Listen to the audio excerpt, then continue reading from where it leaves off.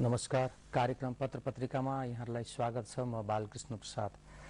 आज प्रकाशित पत्र पत्रिकाहरूमा संविधानका विवादित विषयमा सहमति खोज्ने प्रयास सँगसँगै असहमतिका बुदाहरू समेटिएका खबरहरू छापिएका छन् र ती बुदाहरूलाई संविधान सभामै लगिने प्रतिबद्धता व्यक्त गरिएको छ। आज दिउँसो 2:59 ग्रहण आरम्भ हुनेछ र यो चन्द्रग्रहणको रूपमा आउन लागेको समाचारहरू छापिएका छन्। एआईजी को फुली नलगाई घर फर्के 4 डीआईजी, विवादहरू सहमतिबाटै ढुङ्ग्याउने तर विमति कायमै रहेको कुरोहरू पनि पत्र पत्रिकामा छापिएको छ। मौका छोप्ने गल्तीले जीविसले सार्वजनिक यातायात चलाउन अनुमति नै नदिएको कच्ची सडक टालटुल समेत नगरी लापरवाहीपूर्वक चलाइएको बसका कारण दुर्घटना। बसभन्दा साँग्रो सडक हुँदाहुँदै त्यस प्रकारको लापरवाही गर्न नहुने तर्फ ध्यान आकर्षण र कन्टेनर भाडा 3 लाखसम्म जस्ता समाचारहरू छापिएको छ। पहिलो प्रसङ्गको रूपमा माघ 8मै संविधान आउँछ। विवाद भए पनि संविधान त्यही मितिमा ल्याउने प्रतिबद्धता। गोरखापत्रको समाचार, जसमा संविधान सभामा प्रतिनिधित्व गर्ने राजनीतिक दलका शीर्ष नेताहरूले संविधानका मूलभूत विषयमा सहमति र अन्य विषयमा प्रक्रियाबाटै भए पनि आगामी माघ 8 गतेभित्रै संविधान जारी गर्ने प्रतिबद्धता व्यक्त गर्नुभएको छ। नेपाली कांग्रेसद्वारा विजयादशमी 2071 को अवसरमा कोजाग्रत पूर्णिमाको दिन मंगलबार पार्टी कार्यालय बीपी स्मृति भवनमा आयोजना गरिएको सद्भावपूर्ण चियापानको समापनका अवसरमा संचारकर्मीहरूसँग कुरा गर्दै दलका शीर्ष नेताहरूले यस्तो प्रतिबद्धता व्यक्त गर्नुभएको छ। आन्दोलनमा लागेर दबाव सिर्जना गर्ने प्रयास भएको छ। शान्ति प्रक्रियादेखि हालसम्मका सबै उपलब्धि छलफलबाटै समाधान भएका छन्। त्यसैले संविधान निर्माणको कार्य पनि वार्ता, संवाद, सहकार्य र राष्ट्रिय मेल मिलापबाटै हुनुपर्ने नेताहरूको भनाइ पनि यसैमा छापिएको छ। प्रधानमन्त्री सुशील कोइरालाले सबै दलले संविधान सभा निर्वाचनमा जनताका सामु 1 वर्षभित्र संविधान दिने प्रतिबद्धता जनाएका हुन्। सबैको प्राथमिकता नै संविधान हो, त्यसैले माघ 8मै संविधान आउँछ, त्यसलाई रोक्न कसैले सक्दैन।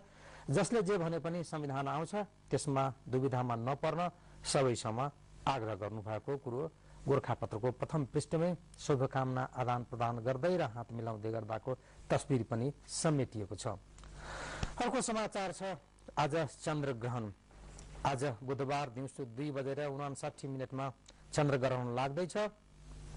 आश्विन शुक्ल पूर्णिमा उपरान्त प्रतिपदाका दिन पूर्णिमा र प्रतिपदाको सन्धिमा चन्द्रग्रहण लाग्ने गरेको पनि समितिले जनाएको छ।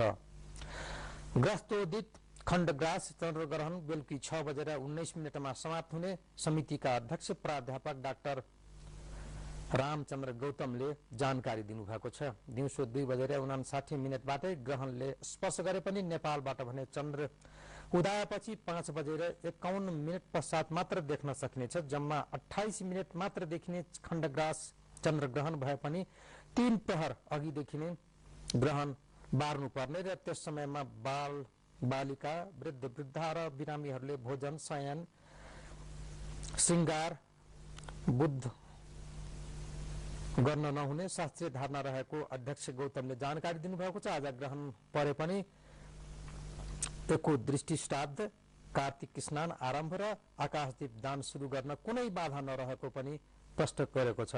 चन्द्रग्रहणको चन्द्रोदयपछि 5:51 स्नान गरी ग्रहणको समयमा हवन, तर्पण, श्राद्ध, दान, देव पूजन, जप र मोक्षपछि स्नान गरेमा अक्षय पुण्य प्राप्त हुने शास्त्रीय मान्यता रहेको गोरखापत्रले छापेको छ। भीष्म प्रतिज्ञाबाट भाग्दै आन्दोलनमा सहमति नभए प्रक्रियाबाटै भए पनि 1 वर्षभित्र संविधान जारी गर्ने चुनावी प्रतिबद्धता तोड्दै एकीकृत माओवादी लगायत दल मोर्चाबन्दी सहित सडक संघर्षमा नागरिकले छापेको प्रकाश तेमिल सिन्हाको रिपोर्टिङ।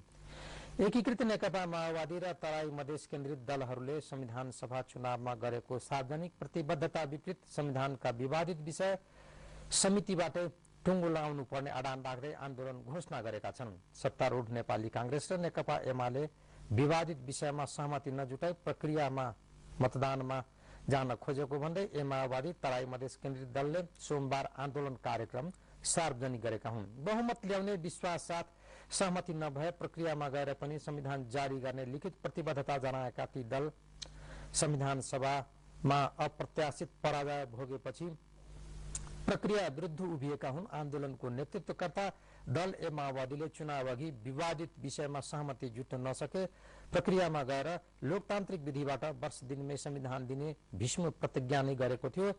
हामी अहिले नै तपाईहरू समक्ष प्रतिज्ञा गर्दछौं, नयाँ संविधानमा गठन भएको 6 महिनाभित्र संविधानका बाँकी रहेका मुद्दामा राष्ट्रिय सहमति कायम गर्न कोशिश गर्नेछौं। ए माओवादी चुनावी घोषणा पत्रमा उल्लेख छ। सहमति कायम हुन सकेन भने संविधान सभाको प्रक्रियामा लगेर लोकतान्त्रिक तरिकाले मुद्दाको टुङ्गो लगाउनु छौं र 1 वर्षभित्र हामी तपाईलाई नयाँ संविधान दिन्छौं, यो हाम्रो भीष्म प्रतिज्ञा हो भनेर नागरिकले छापेको छ। ए माओवादीले प्रक्रियामा नजाँदा पहिलो संविधान सभा नै विघटन हुन पुगेको उल्लेख गर्दै सहमतिका नाममा अल्झिनु गलत भएको भन्दै प्रक्रियामा जानै पर्ने आवश्यकतामा जोड गरेको हो। हामीले पहिले संविधान सभाबाट संविधान बनाउन सकेनौं, हामी हाम्रा कमजोरीका लागि तपाईहरूबाट क्षमा चाहन्छौं। प्रक्रियाको आवश्यकता बारे चुनावी घोषणा पत्रमा उल्लेख छ। भनिन्छ गल्ती गर्नु अपराध होइन, गल्तीबाट पाठ सिक्नु अपराध हो। हामीले हाम्रा गल्तीबाट पाठ सिकेका छौं र चुनावी घोषणा पत्र 2070 का विवरणहरू यसमा समेटिएको छ। ए माओवादीले भनेको सहमति कायम हुन नसके प्रक्रियामा लगेर लोकतान्त्रिक तरिकाले मुद्दा टुङ्गो लगाउँछौं र 1 वर्षभित्र नयाँ संविधान दिनेछौं, यो हाम्रो भीष्म प्रतिज्ञा हो। उता फोरम लोकतान्त्रिकले विवादित विषयमा सहमति कायम नभए लोकतान्त्रिक विधि र प्रक्रियामा लैजानुपर्छ, त्यो भनेको मतदान नै हो। विधि र प्रक्रिया बिनाको लोकतन्त्र अराजकतामा परिणत हुन्छ भनेर नागरिकले दस्तावेजहरूलाई समेटेर बनाएको यो समाचार हो।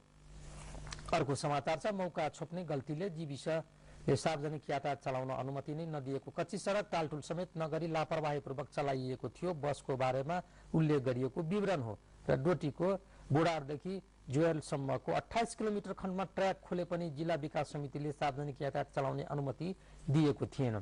त्यस्तोमा सवारी चलाउँदा यस्तो भीषण दुर्घटना भएको कुरो यहाँ उल्लेख गरिएको छ र मृत्यु हुनेको संख्या सो घटनामा 30 पुगेको कुरा उल्लेख गरिएको छ। 8 माघमै संविधान शीर्ष नेता र प्रतिबद्धता नेपाली कांग्रेसको चियापानमा व्यक्त गरिएका कुराहरू राजधानीले छापेको छ। आन्दोलनको औचित्य छैन, प्रधानमन्त्रीको भनाई पनि यसैमा समेटिएको छ र संविधान निर्माण गर्न नदिने माओवादीको भनाई र मोर्चाबन्दी राम्रो होइन, केपी शर्मा ओलीको प्रतिक्रिया आएको छ। सहमति कायम गर्न दबाब दिएका हौं, दाहालको भनाई यसैमा समेटिएको छ। सहमति हुन बाँकी विषय अब संविधान सभामा लग्ने कुरो सुरजङ पाण्डेले रिपोर्टिङ गर्नुभएको छ। संवैधानिक राजनीतिक संवाद तथा सहमति समितिले छलफलका क्रममा भएका सहमति भइ नसकेका संविधानका विषयमा समेटिएको प्रतिवेदन संविधान सभालाई बुझाउने निर्णय गरेको विवरण छापेको छ। दर्शकवृन्द, केही बेर व्यापारिक विश्राम। पुनः स्वागत छ कार्यक्रममा। दर्शकवृन्द, अहिले तपाईहरू नेपाल टेलिभिजनबाट प्रत्यक्ष रूपमा प्रसारण भइरहेको कार्यक्रम पत्र पत्रिका हेरिरहनु भएको छ। अब बाँकी प्रसंग। अन्नपूर्ण पोस्ट छ मेरो हातमा। ग्रामीण विद्युतीकरण पहिलो पटक 3.5 अर्ब भनेर छापिएको छ। विनियोजित रकम डिजिटल प्लान्ट चलाउन र भारतीय बिजुली आयात गर्नमै खर्च हुन थालेपछि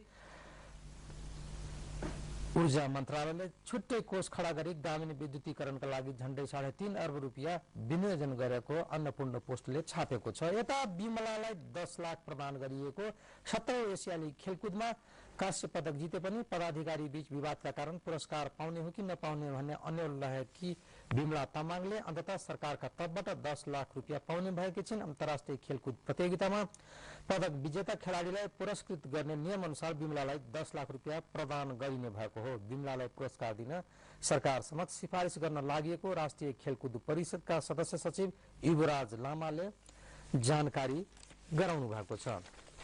भित्री पृष्ठमा राष्ट्र प्रमुखबाट निराशा मात्रै आर्थिक समस्या उल्लेख, ज्ञापन पत्र राष्ट्रपतिले ताने, भक्तपुरको समाचार, नवदुर्गाको पूजा गरेर फर्किने क्रममा राष्ट्रपति डाक्टर रामवरण यादवको तस्बिर सहितको यो खबर। सहमतिका लागि 3 दल लचक गोविन्द परियारको रिपोर्टिङ र मृतकको संख्या 30 पुगेको डोटी घटनाको बारेमा विवरण प्रचण्डको आत्मकेन्द्रित सोच कृष्ण मुरारी भण्डारी मोही माग्ने ढुङ्ग्रो लुकाउने शीर्षक अन्तर्गत छाप्नु भएको लेख संहिताका जिज्ञासा र बुझाइ तदर्थ विचार र निजी स्वार्थका आधारमा प्रदेशको चित्र कोरिनु हुँदैन डाक्टर चन्द्रमणि अधिकारीको भनाइ यता संघर्षकी आत्मरति सम्पादकीयमा उल्लेख गरिएको शीर्षक विदेशी र दाताहरूको पनि भौतिक समर्थन छ कि भनेर संहिताको स्वरूप तथा पक्ष विपक्षमा कुनै विधिवत तर व्याक रूपमा छलफललाई प्रोत्साहित नगरेको पहिलो र दोस्रो संविधान सभा अनि सदन र सरकार नेतृत्वदायी दलहरूको नेतृत्व विरुद्ध केन्द्रीकृत नभएको कुराहरूलाई समेटिएको छ अड्किएको माओवादी एकता अभियान नरेन्द्र पिटरको विश्लेषण र निलो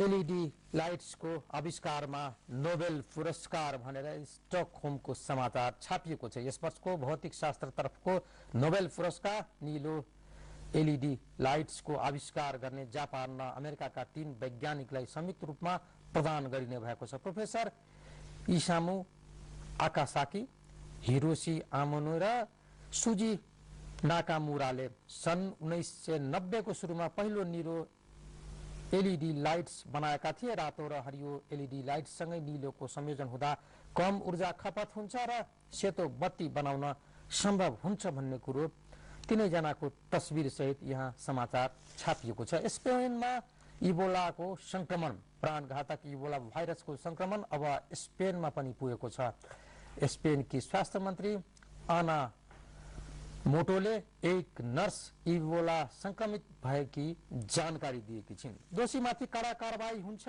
मेक्सिको सिटीको समाचार हो जसमा मेक्सिकोका राष्ट्रपति पेना नियोटोले विद्यार्थी अपहरण गरी हत्या गर्ने विरुद्ध कडाभन्दा कड़ा कारबाहीको घोषणा गर्नुभएको छ चीनमा 1,60,000 कर्मचारीहरू निष्कासित भएको समाचार बेजिङको रिपोर्टिङ हो चीनमा कामै नगरी तलब खाइरहेका 1,60,000 सरकारी कर्मचारीलाई नोकरीबाट हटाइएको जानकारी पिपुल्स डेलीले दिएको छ सिरियामा कुर्द र आईएस बीच भीषण संघर्ष भइरहेको छ दमस्कसको यो रिपोर्टिङ हो र बमबारीको तस्बिर पनि यसैमा छापिएको छ दर्शकवृन्द पुनः केही बेर व्यापारिक विश्राम पुनः स्वागत छ कार्यक्रममा दर्शकवृन्द एसियाड लगानी र प्रतिफलको विश्लेषण तुलनात्मक रूपमा गरिएको छ जसमा खेलाडीहरूले असफलता पाएको चित्रण गरिएको हो यो एसियाडको खेलबारे नेपालीहरूको विश्लेषण निकालिएको छ हङकङको सहारा साथ र सहयोगको कुरा छ पोखरामा निर्माण भएको सहारा एकेडमीको सहयोगार्थ हङकङमा यो दशैंमा आयोजना गरेको सहारा साँझमा एकेडमीलाई सहयोगको बेग्लै खाले सहयोग प्राप्त भएको विवरण नेपाल समाचार पत्रले छापेको छ म्यानचेस्टर युनाइटेडका गोलकिपर डेभिड डी जियाले क्लब छाड्ने विचार गरेको विवरण पनि यसैमा छापिएको छ भिआइपी सुरक्षा पनि भगवान भरोसामा नयाँ पत्रिकाको मुख्य समाचार देशको एकमात्र अन्तर्राष्ट्रिय विमानस्थलभित्र सिर्दा चेक जाँच हुँदैन भिआइपी कक्षको अगाडि जान समेत कसैलाई रोकावट छैन सिंहदरबार छिर्न सर्वसाधारणलाई सजिलो छैन तर पास अथवा चिनजान भएर भित्र पुगेका सबै सिधै प्रधानमन्त्री कार्यालयसम्म पुग्छन् पुलचोक स्थित मन्त्री निवासमा छिर्ने बेलामा सामान्य चेक जाँच हुन्छ गाडीमा जानेलाई सुरक्षाकर्मीले बिना चेक जाँच र सेल्युट पनि गर्दै गरेको नयाँ पत्रिकाले छापेको छ मानव तस्करीमा नीलो पासपोर्टको दुरुपयोग भइरहेको विवरण यसैमा छापिएको छ आफ्नै बोर्डिङ स्कुल छोराछोरी अन्तै भर्ना भनेर नयाँ पत्रिकाले छापेको छ कलाकारको दशैं र कलाकारहरूले टीका लगाउँदै गरेको तस्बिर पनि यसैमा छापिएको छ मुलुकमा 11 अर्ब भन्दा बढीको निर्यात भएको कारोबारले छापेको छ उपचार नपाई सेवा निवृत्त भए सशस्त्रका डीआईजी को विवरण नेपालमा चिनिया लगानी वृद्धि हुँदै 2 महिना भित्र चीनसँग पनि भिप्पा भनेर आर्थिक राष्ट्रिय दैनिकले छापेको छ नेपाल र भारत बीच द्विपक्षीय व्यापार सम्झौता विप्पा भएपछि नेपालमा भारतीय लगानी वृद्धि हुने संकेत देखिएकाले नेपालले चीनसँग पनि विप्पा गर्ने भएको छ र स्रोतका अनुसार चीनको आग्रहमा नेपाल चीन बीच विप्पा हुन लागेको आर्थिक दैनिकले छापेको हो शोकले गाउँभर चुलो बलेन डोटीको समाचार कान्तिपुरमा छापिएको खबर हो यो कसको मन थामिला र दुर्घटनामा 30 जनाको एकैपटक निधन भएपछि अधिकांश सरस्वती नगर र लक्ष्मीनगर गाविसका बासिन्दा सो दुर्घटनामा परेकोले पुरै गाउँ शोकमा डुबेको कान्तिपुरले छापेको छ। भित्री पृष्ठमा बिरामी राउटेले डाक्टर मागे, उपचारका लागि भारतमा निर्भर। कोजाग्रत पूर्णिमा मनाइयो। पाल्पामा सराय नृत्यको रमझम। जुम्ला रारा अल्ट्रा म्याराथनमा 100 धावकको विवरण। बोलोटीलाई अन्तिम मौका र रैना टिममा पढ्न सक्ने कुरो खेलकुद अन्तर्गत छापिएको राजधानीको यिनै विवरणसँगै आजका लागि यो कार्यक्रमका लागि छुट्याइएको समय सीमा सकिएको। क्यामेरामा साथ दिइरहनुभएका साधन विक्रम शाहले संकेत गर्नुभएको छ। ताजा जानकारी र विविध प्रकारका मनोरञ्जनात्मक गतिविधिका लागि 24 घण्टा नेपाल टेलिभिजनको साथमा रहनुहोला। अहिलेलाई यो कार्यक्रमबाट बिदा चाहन्छौं। नमस्कार।